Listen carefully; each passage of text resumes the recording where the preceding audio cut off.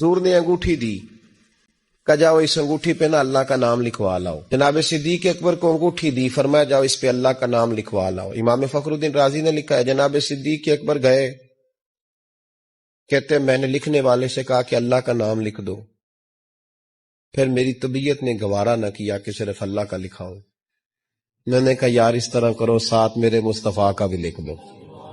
حضور کا حکم کیا ہے؟ تو حضرت ابو بکر کیا کہتے ہیں؟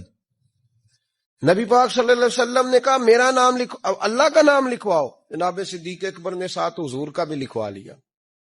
واپس لائے نا، حضور کو انگوٹھی دی تو اس پہ لکھا تھا اللہ، محمد اور ابو بکر۔ تو حضور نے فرمایا ابو بکر یہ تو نے کیا کیا؟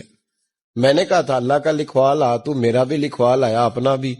جناب صدیق اکبر چونک گئے۔ امام فخر الدین رازی نے لکھا چونکے، عرض کرنے لگے یا رسول اللہ میں نے آپ کا نام تو لکھوایا ہے، میری طبیعت گوارا نہیں کرتی تھی کہ اللہ کا ہو اور آپ کا نہ ہو، خدا کا ذکر کرے ذکر مصطفیٰ نہ کرے، ہمارے منہ میں ہو ایسی زبان خدا نہ کرے۔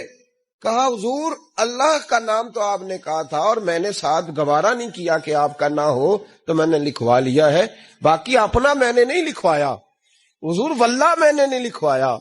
محبوب ابھی بات سو نہیں رہے تھے کہ جبریل امین حاضر ہو گئے، عرض کرنے لگے یا رسول اللہ رب فرماتا ہے ابو بکر گوارا نہیں کرتا کہ میرے نام سے آپ کا نام جدا ہو، تو رب گوارا نہیں کرتا کہ آپ کے نام سے ابو بکر کا نام جدا ہو، لہذا ابو بکر نے آپ کا لکھوایا ہے اور ابو بکر کا رب کریم نے لکھوا دیا ہے۔ تو بھائی محبت جب یہ روپ اختیار کرتی ہے تو اعلیٰ حضرت پھر بول اٹھتے ہیں، فرماتے ہیں اگر مصطفیٰ جیسا پیر کوئی نہیں تو پھر ابو بکر جیسا مرید بھی کوئی نہیں۔